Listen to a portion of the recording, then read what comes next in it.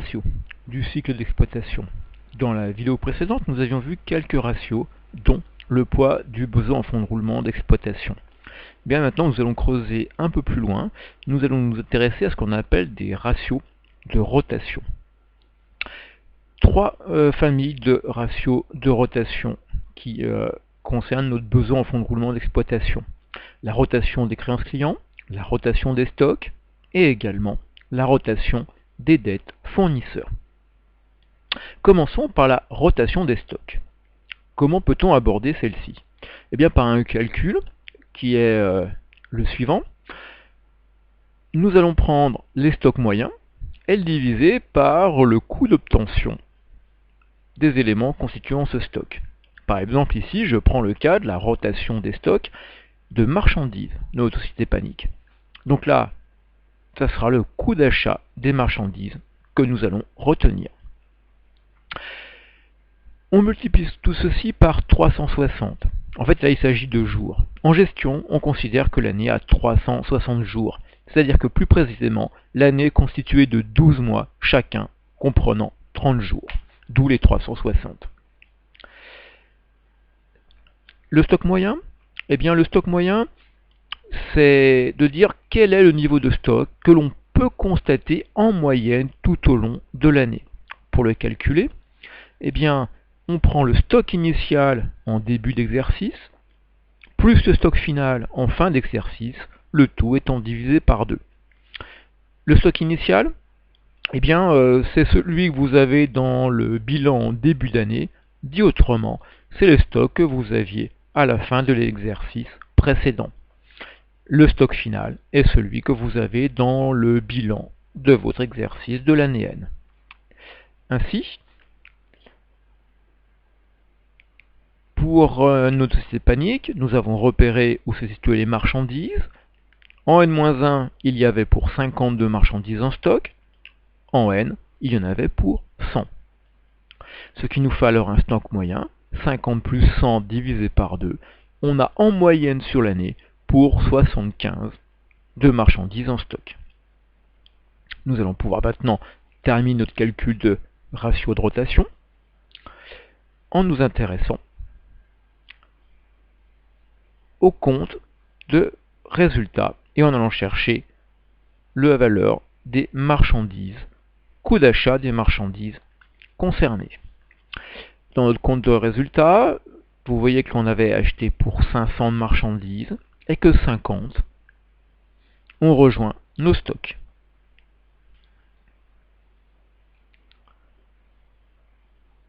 Au passage, vous remarquerez que les 50 de variation de stock de marchandises, nous les retrouvons au bilan. En début d'année, le stock était de 50. Les 50 de variation rejoignent les stocks pour que l'on puisse afficher 100 de stock à la fin de l'année. Là, vous avez le lien entre les deux types de documents comptables. Pour notre calcul, eh bien, on a alors nos 75 de stock moyen fois 360 divisé par le coût d'achat des marchandises, c'est-à-dire 450. On a un ratio qui est alors de 60 jours, ce qui veut dire que, en moyenne, une marchandise, après avoir été achetée par l'entreprise, reste 60 jours avant d'en sortir. On peut représenter ça de la manière suivante. Sur un axe de temps, donné en jours, on dira voilà, il y a eu achat de marchandises, livraison de celle-ci, marchandises achetées à crédit. 60 jours plus tard, ces mêmes marchandises sont revendues à des clients. On a eu la période de stockage durant ces 60 jours qui apparaît sur ce schéma. Ce schéma, on va le compléter au fur et à mesure que l'on va avancer sur cette vidéo. Deuxième ratio de rotation, la rotation des créances clients. Pour ceci, on va retrouver maintenant notre vieille habitude. Nous prendrons les créances clients moyennes, divisées par le chiffre d'affaires TTC de l'entreprise, le tout multiplié par nos 360 jours. La créance moyenne, eh bien, il s'agit de prendre la créance client de début d'année, auquel on rajoute la créance finale de fin d'année, le tout divisé par 2. ce qui nous donnera alors la valeur des créances clients que nous avons en moyenne sur l'année. Si je prends les deux bilans N-1 et N de Panic, on a alors des créances clients en N-1 qui étaient de 2449, en N elles sont de 2627, ce qui nous donne une créance moyenne qui est alors de 2538. Ensuite, le chiffre d'affaires TTC. C'est le compte de résultat qui nous permet de l'obtenir. Ici, Panic a des ventes à la fois de marchandises, mais aussi des ventes de produits et de prestations de services, ce qui lui donne un montant de chiffre d'affaires de 10 153. Mais attention, les produits du compte de résultat, c'est également vrai pour les charges, sont donnés hors taxe, c'est-à-dire qu'il n'y a pas de TVA qui apparaît. Contrairement à ce que je dois à mon fournisseur, contrairement à ce que me doit mon client, le montant des créances clients de l'actif, c'est un montant, toute taxe comprise. Et c'est pour ça que l'on parle de chiffre d'affaires TTC. Le montant que nous avons, nous devons le faire passer du hors taxe au montant, toute taxe comprise. Le calcul devient alors le suivant. Je prends ma créance moyenne, 2533, que je divise par mon chiffre d'affaires, 10 153 hors taxe, que je multiplie par le taux de TVA. Ici, j'ai pris un taux de TVA de 20% qui nous facilite beaucoup les calculs, et je multiplie par 360 jours. Ce qui nous fait alors une rotation des créances clients de 75 jours. Comprenez qu'entre le moment en moyenne où le client a procédé à l'achat et le moment où il règle celui-ci, 75 jours se sont écoulés, c'est-à-dire presque 2 mois dépassés. Si je reviens à mon schéma précédent, nous l'avions laissé dans cet état. Nous avions acheté des marchandises, nous avons revendu ces marchandises à un client 60 jours plus tard. Au bout de 75 jours, eh bien, on a le règlement des clients qui se fait, et donc de la créance client qui apparaît. Laissons encore momentanément tout ceci pour le retrouver un peu plus tard.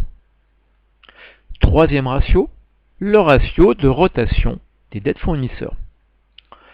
Pour celui-ci, eh bien, je prends le montant de la dette fournisseur, ce que je dois à mes fournisseurs en moyenne, je le divise par le montant des achats, toutes taxes comprises, et là je vais parler de tous les types d'achats que l'entreprise peut faire à l'extérieur.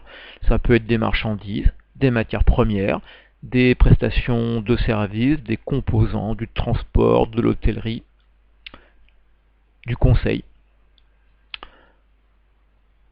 La dette fournisseur moyen, toujours le même calcul, dette initiale, dette finale, divisé par 2. Ce qui va nous donner la chose suivante pour Panic. De nouveau, on prend deux extraits de bilan. En N-1, on a pour 2970 de dette fournisseur. En N, celle-ci est de 2964, d'où une dette moyenne de 2967. On revient maintenant sur le compte de résultat. Vous l'avez ici. Le compte de résultat, eh bien, a ces charges qui également sont présentées hors taxe. La dette fournisseur, elle, est TTC au bilan. Donc on va transformer nos achats hors taxe en achats TTC, toujours en rajoutant le taux de TVA. Ça nous donne alors le calcul suivant. Je vais prendre tout ce que j'ai acheté. Je ne tiens plus compte des variations de stock pour ce calcul-là, pour la simple et bonne raison que lorsque par exemple j'ai acheté 500 de marchandises, je dois bien 500 à un fournisseur, que ce que j'ai acheté soit directement revendu à un client ou au contraire soit dans un stock encore à la fin de l'année, pour mon fournisseur ça ne change rien, il attend bien d'être payé 500. Et c'est la même chose pour les matières premières et tous les autres types d'achats et charges externes. Qu'ils soient consommés ou pas durant l'exercice, je le rappelle, toujours nous le devons à notre fournisseur. Notre calcul devient alors le suivant. 2967 de dette fournisseur moyenne, fois 360 jours, divisé par la somme de nos 3 achats que nous avons repérés dans le compte du résultat, le tout multiplié par 1 plus le taux de TVA. Ce qui nous donne un ratio de dette fournisseur de 40 jours. Comprenez qu'en moyenne, un fournisseur a 40 jours d'attente avant que l'entreprise panique ne règle ce qu'elle lui doit. C'est-à-dire un mois, une dizaine de jours après. Revenons une dernière fois sur notre schéma. Dans ce schéma, nous avions le stockage, les créances qui apparaissent. Reportons maintenant notre règlement fournisseur. Celui-ci a lieu au bout de 40 jours. C'est-à-dire que notre durée de dette en moyenne est de 40 jours. Là, vous voyez, les choses commencent à s'éclairer. J'ai le temps de stockage intégral. J'ai le temps de créance, c'est-à-dire que j'ai toujours le financement des marchandises qui est assuré par Panic, et la dette fournisseur, ce qui est assuré par un financement de notre fournisseur.